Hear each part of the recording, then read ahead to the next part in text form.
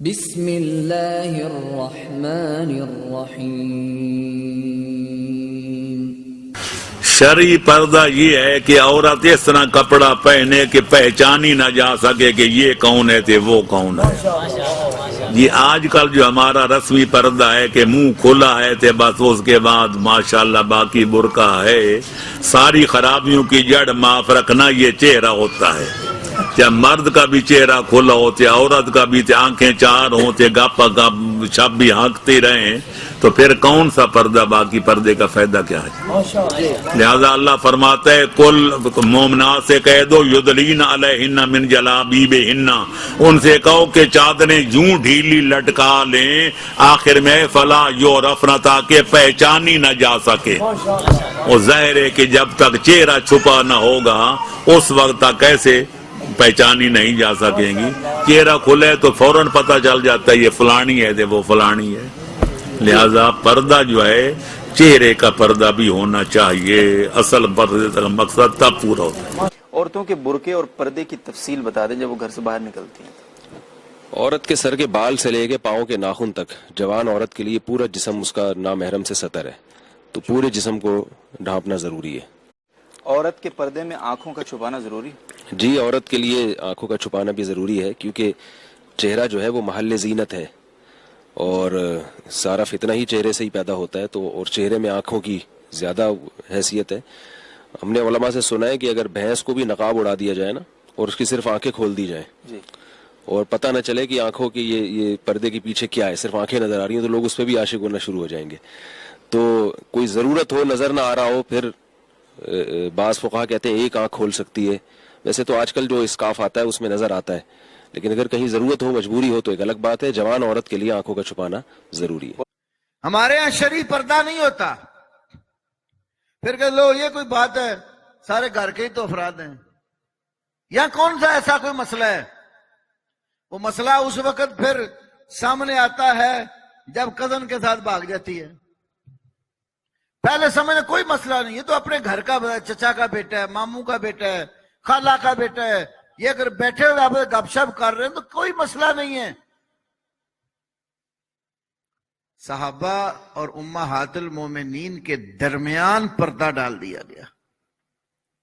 جب ان سے بات کرنی تو پردے کے پیچھے رہ کے بات کرو، اور قرآن اس کو دلوں کی طہارت کا باعث کہتا ہے۔ تو ہمیں تو طہارت کی زیادہ ضرورت ہے، ہم گناہ زیادہ کرتے ہیں، تو ہمیں خواتین کے حجاب اور پردے کا خاص خیال کرنا چاہیے۔ انگلش میں جس کو آپ کزن کہتے ہیں نا، یہ بڑا وسیع لفظ ہے۔ چچا کا بیٹا، ماموں کا بیٹا، پھپھی کا بیٹا، خالہ کا بیٹا، ایسے چچا، تایا، ماموں، پھپھی، خالہ کی بیٹیاں، سب کے لیے لفظ کزن استعمال ہوتا۔ عربی میں اس کے لیے لفظ استعمال ہوتا ہے ہمون، ہا میم اور واو، ہمون عربی میں اس کو کہتے ہیں، کزن کو۔ ہمون کا معنی حدیث کی مشہور کتاب امام بغوی کی شرح السنہ اور بخاری کی سب سے مشہور ترین شرح فتح الباری شرح صحیح بخاری میں لکھا ہے، جب ایک لڑکے اور لڑکی کی آپس میں شادی ہو جاتی ہے، شادی ہونے کے بعد اس لڑکے کی وہ تمام لڑکیاں رشتہ دار جو بیوی کی وجہ سے بنی، بیوی کی بہنیں، چچا کی بہنیں، خالہ پھپھی، ماموں تایا وغیرہ کی بہنیں، وہ ساری کزنیں جو اس کی بیوی کی ہیں، وہ اس آدمی کے لیے ہم ون ہیں۔ ایسے ہی اس بیوی کے وہ مرد رشتہ دار جو شوہر کی وجہ سے بنے، شوہر کا بھائی، اسی طرح اس کا چچا، ماموں، خالہ، پھپھو کا بیٹا، وہ اس عورت کے لیے ہم ون ہیں۔ اب اسلام نے اس کے متعلق کیا حکم دیا؟ آپ نے ایک موقع پر فرمایا کہ لا یخلون رجل بامرأۃ الا وکان ثالثہما الشیطان، کوئی آدمی کسی عورت کے ساتھ جو اس کے لیے اجنبی اور غیر محرم ہے، خلوت اور تنہائی میں نہیں ہوتا مگر تیسرا شیطان آ جاتا۔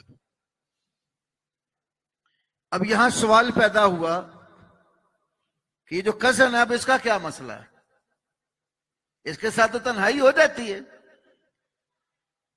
عورت کا شوہر گھر میں نہیں ہے، ملازمت پہ، دکان پہ، کاروبار پہ، شوہر کا بھائی گھر میں ہے، دیور جیٹھ گھر میں ہے، کوئی کزن آ جاتا ہے، تو یہاں تو تنہائی ہو جاتی ہے، کیونکہ یہ روزمرہ کا مسئلہ تھا۔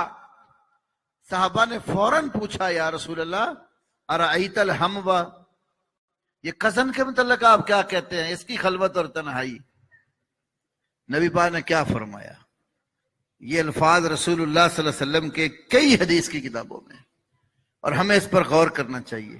یہ ہماری بچیوں کی، ہمارے بیٹوں کی عزت، عصمت اور تحفظ کی ضامن ہے یہ حدیث، اگر ہم اس پر عمل کریں۔ رسول اللہ صلی اللہ علیہ وسلم سے جب یہ سوال ہوا نا کہ کزن کے والے سے اب آپ کیا کہتے ہیں، فرمایا الحم والموت، کزن کے ساتھ خلوت اور تنہائی موت ہے، کیونکہ جو باہر سے آنا ہوتا ہے نا وہ کبھی کبھار کا مسئلہ ہوتا، اور یہ روز مرہ کا مسئلہ۔ اسلام نے کزن کے ساتھ بھی تنہائی اور خلوت میں بیٹھنا اس کی اجازت نہیں دی، اس کو موت، ہلاکت اور تباہی سے تعبیر کیا ہے۔ اور آپ دیکھ سکتے ہیں اپنے اس معاشرے کے اندر، ماحول اور سوسائٹی میں، جن گھروں میں شرعی پردہ نہیں ہوتا، لڑکیاں لڑکے خاندان کے اکٹھے بیٹھتے ہیں، میں کوئی عیب نہیں سمجھتے، پھر ایسے وقت بھی دنیا کو دیکھنے پڑتے ہیں، وہ آپس میں سیٹنگ کر کے بھاگ جاتے ہیں، نہ لڑکی کے والدین منہ دکھانے کے قابل ہوتے ہیں، نہ لڑکے کے والدین، اور کئی عدالتوں میں اپنی جوان بیٹیوں کے سامنے ذلیل ہو رہے ہوتے ہیں۔ یہ قرآن حکیم نے اور اللہ کے رسول صلی اللہ علیہ وسلم نے جو احکامات ہمیں گھریلو زندگی کو پاک اور صاف رکھنے کے لیے دیے ہیں نا، جو حکمتیں اللہ جانتا ہے وہ میں اور آپ نہیں جانتے، تو ہماری عزت اسی میں برقرار ہے کہ کزن آپس میں لگتے ہیں نا، لڑکی اور لڑکا، کبھی ان کو تنہائی میں نہ بیٹھنے دیں، بلا حجاب ان کو آپس میں بیٹھنے اور گفتگو کرنے کی اجازت نہ دیں۔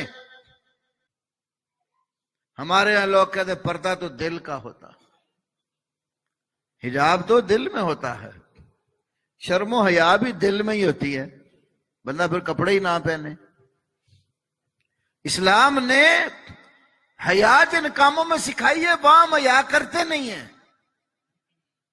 اور جہاں حیا کا تصور نہیں ہے وہاں ہم حیا کرنے بیٹھ جاتے ہیں۔ شرعی احکام سیکھنے میں کوئی حیا نہیں ہے، وہ ہم سیکھتے نہیں ہیں، شرم آتی ہے، عمر زیادہ ہو گئی ہے، قرآن پڑھتے ہوئے کسی سے شرم آتی ہے، مسئلہ پوچھتے ہوئے شرم آتی ہے۔ نبی پاک صلی اللہ علیہ وسلم نے فرمایا یہ انصار کی جو عورتیں ہیں، فرمایا سب سے اچھی عورتیں ہیں، کیوں؟ مسئلہ پوچھنے میں شرم نہیں کرتی، جو بھی مسئلہ پوچھنا سیدھا آ کر آپ کو پوچھتی۔ کئی دفعہ عورتوں کے مخصوص مسائل ہوتے، آپ اشارے کنائے میں بتاتے، نہ سمجھ آتی پھر سوال کرتی، امی عائشہ پکڑ کے اندر کمرے میں لے جاتی اور کہتی اللہ کے نبی کی بات کا یہ مطلب ہے۔ فرمایا نعم نساء الانصار، اور ہمارے مرد عورتوں سے بھی گئے گزرے، ساری زندگی غلط کام کرتے رہیں گے، مسئلہ نہیں کسی سے پوچھیں گے، میں جو کر رہا ہوں میں ٹھیک کر رہا ہوں، شرم آتی ہے۔ اور جہاں شرم و حیا کے مسئلے ہیں، حجاب اور پردے کے مسئلے ہیں، وہاں کوئی شرم نہیں۔ یہ کہتی ہیں خاتون ہیں جو بے پردہ نامحرم مردوں کے سامنے آ جاتی ہیں اپنے گھر میں، اور جب ان کو منع کیا جائے تو وہ کہتی ہیں ہم ان چکروں میں نہیں پڑتے ہیں، ہمارے گھر میں تو بہت مرد آتے جاتے ہیں، بس نگاہوں کا پردہ ہونا چاہیے۔ دیکھیے یہ مسئلہ یہی ہے کہ اگر اللہ تبارک و تعالیٰ اس کے رسول کریم صلی اللہ علیہ وسلم کے قانون کو سائیڈ میں رکھ کر ہر ایک اپنی عقل کے مطابق قانون بنانا شروع کر دے تو پھر یہ دنیا نہیں رہے گی، تو جنگل بن جائے گا۔ ایک چور یہ کہتا ہے کہ میں یہ قانون بنانا چاہتا ہوں کہ میرے لیے چوری جائز ہونی چاہیے، ایک ڈاکو کہتا ہے کہ بھئی میرے لیے بس یہ میں ان چکروں میں نہیں پڑتا کہ ڈاکہ حرام ہے یا نہیں ہے، مجھے ڈاکہ مارنے دینا چاہیے۔ ایک شخص یہ کہتا ہے کہ معذاللہ ثم معذاللہ میں اپنی محارم کے ساتھ غلط حرکتیں کروں، یہ اس سے کہیں زیادہ بہتر ہے کہ میں باہر کسی کے ساتھ کر کے بدنام ہو جاؤں، اس لیے مجھے اس کی اجازت ہونی چاہیے۔ آپ تھوڑا سا غور کیجئے، جو میں آپ کو مثالیں دے رہا ہوں کہ اگر لوگوں کی عقل پر، ان کی رائے پر، ان کی مجبوریوں پر شرعی احکام کو ایک طرف رکھ کر اپنے اعمال کی بنیاد رکھنے کی اجازت دے دی جائے تو دنیا تباہ و برباد ہو جائے گی۔ ایسی بہن کو اللہ کا خوف کرنا چاہیے کہ ان کو مرنا نہیں ہے، کہ ان کو موت نہیں آنی ہے۔ اللہ تعالیٰ اس کے رسول کے حکم کو یہ کہنا کہ ہم ان چکروں میں نہیں پڑتے ہیں۔ ابھی اسی بہن کو آپ دبئی لے جائیں، شارجہ لے جائیں، یو کے لے جائیں، یو ایس لے جائیں، وہاں کے قانون کے چکروں میں خوب پڑیں گی۔ پہلے معلوم کریں گی کیا کرنا ہے، کیا نہیں کرنا، فائن نہ لگ جائے، میرا لائسنس کینسل نہ ہو جائے۔ میں نے ایسے ایسے لوگ دیکھے ہیں جو پاکستان میں ہر جگہ تھوکتے رہتے ہیں، پان کی پی کے پھینکتے ہیں، لیکن دبئی پہنچتے ہیں تو ان کے منہ کا تھوک خشک ہو جاتا ہے بالکل، وہاں کچھ نہیں کریں گے حرکت۔ یہاں سارے گندگی کاغذ لے کے کہیں مرضی پھینک دیں گے، لیکن دبئی جائیں گے تو وہاں کوئی کاغذ قریب پڑا ہوگا تو اسے بھی اٹھا کے ڈسٹ بن میں ڈال دیں گے۔ وہاں جا کے قانون کی پاسداری کیوں یاد آ جاتی ہے؟ اس لیے کہ وہاں پہ ڈنڈا لگے گا، وہاں پہ فائن لگے گا، وہاں پہ آپ کو باہر نکالا جا سکتا ہے۔ تو جہاں پر خوف محسوس ہوا وہاں اطاعت ہو رہی ہے، یہاں نہ اللہ کا خوف ہے، نہ رسول کا خوف ہے، نہ قرآن کے احکام کی پاسداری، اور ان کو چکر قرار دینا۔ ایسی بہن کو چاہیے، ہمارا مشورہ یہ، اگر وہ کاش وہ سن رہی ہوں، کہ تجدید ایمان کرے اور تجدید نکاح کرے۔ غیر مردوں کے سامنے بلا پردہ آنا یہ گناہ ہے، منع کیا گیا ہے۔ بی بی فاطمہ رضی اللہ تعالی عنہا بنت رسول، ان کو دیکھیے صلی اللہ علیہ وسلم کہ آپ یہ فرمایا کرتی تھیں، آپ نے وصیت فرمائی تھی کہ جب میرا انتقال ہو تو مجھے رات کے وقت قبرستان لے کر جانا تاکہ میرے جنازے پر بھی کسی نامحرم کی نگاہ نہ پڑے۔ وہ ان کی شان دیکھیے اور ان عورتوں کا معاملہ دیکھیے کہ یہ مطلب اللہ تعالیٰ اس کے رسول کے حکم کو چکر قرار دے رہی ہیں۔ تو اللہ کی بارگاہ میں توبہ کریں، اور ہم بہن سے گزارش کرتے ہیں، وہ ہمارے اگر مسلمان ہیں تو ہماری بہن ہے، ہم ان سے بھی ایک طرح سے ہمدردی رکھتے ہیں، لیکن اصل میں یہ تربیت ہوتی ہے اوپر سے۔ میں اسی لیے والدین سے کہتا ہوں کہ گزارش کرتا ہوں کہ آپ اپنی اولاد کو اگر علم دین نہیں سکھائیں گے، ان کو دین کے قریب نہیں کر رہے ہیں، تو اولاد کے ساتھ دوستی نہیں کر رہے، بہت بڑی دشمنی کر رہے ہیں۔ آپ مر کر دیکھیں، آپ کو پتہ چلے گا۔ ابھی آپ ہماری یہاں زبان شاید بند کر دیں، آپ ٹی وی کا چینل چینج کر دیں، آپ یہ کہہ کر یہ مولوی ہیں بولتے رہتے ہیں ان کو چھوڑو، یہ سب جملے آپ یہاں کہہ سکتے ہیں، دو چار آپ کو تائید والے بھی مل جائیں گے، لیکن مرنا تو آپ نے ہے۔ مرنے کے بعد کیا ہوگا ذرا یہ اپنے قرآن سے پوچھئے، اپنے نبی سے پوچھئے، حدیثوں سے پوچھئے، وہ آپ کو بتائیں گے کہ اس طریقے سے جو شریعت کا مذاق اڑائے، شریعت کے احکام کو معمولی سمجھ کے پس پش پھینکنے کی عادت ڈال لے تو وہ اس کا انجام اچھا نہیں ہے۔ اللہ تعالیٰ رحم فرمائے۔